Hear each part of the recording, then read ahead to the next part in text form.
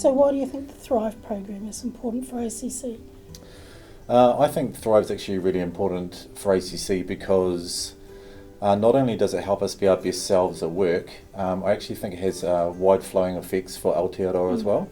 Not only in the friends and family that we connect with on an everyday basis, but also in the work that we do. So, our job is to support New Zealanders when they need us the most. And if we think about our own well-being and become our better selves as part of that, I think it must have a flow-on effect to everyone. So do you think it's important for leaders to support well-being in the workplace? I think of the airplane example, when you put your own air mask on first when you're thinking about that, and that's really important to me. I don't think as leaders we can be our best selves for our team and those that we support unless we actually think about our own well-being first. How has the program helped you think about how you support well-being in your team? I'm not a manager who happens to be Māori. I'm a Māori manager, and I believe that requires me to be at the cutting edge of what those people's ancestors would want for them at work. And so my job with each of the people in my team is to say, what does each need to enable their unique mana to be able to blossom, and to customise that to each one. There's a big pull and stretch factor on the team, and so we have monthly catch-ups. We go off site, we have kai, I bring people in, we laugh, sometimes we talk too loud, you may not want to be on the floor by us, but all of those things are ways of kind of connecting with each other, letting steam go. When we have a laugh, we have a great laugh, like really good belly laughs. So has it helped you, do you think, with your own well-being? Yeah, I think it has. I used to be very one-dimensional my well-being. I used to be really sort of physically focused, and thinking about Sir Mason Drury's model of te whare tapawha, I think it's made me more rounded and more holistic, thinking about my spirituality, my mental well-being, but also my friends and whānau support as well. So I think it has made me a better me.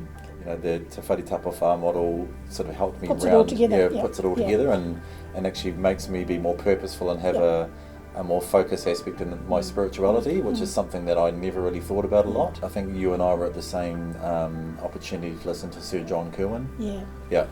And one of the things I took away from that in particular was the fact that having a mental health plan isn't for people that are struggling with their mental health, it's for everyone. And I never really thought about it until he articulated it in this way, because I'd always had a physical health plan and thought, well, if I want to stay fit and healthy and all those kind of things, you have a plan to focus on that. But I never really had a plan in the past for my mental well-being. And now I have a plan and I kind of try to stick to that every day. And I know that if I do that, I will be my best self.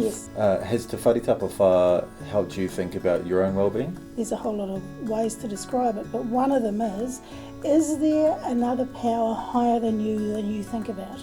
And lots of people can connect to that without then saying, does that mean I'm a Presbyterian or an Anglican? It is, even the All Blacks, before they go out to play in the World Cup, will be doing that karakia, and they'll be calling on another space and another energy, because it's about going to a place bigger than you as an individual. And that's a really humbling thing to do as well. So I sit in my car and I'm doing my meditation, and a colleague who was really concerned about me.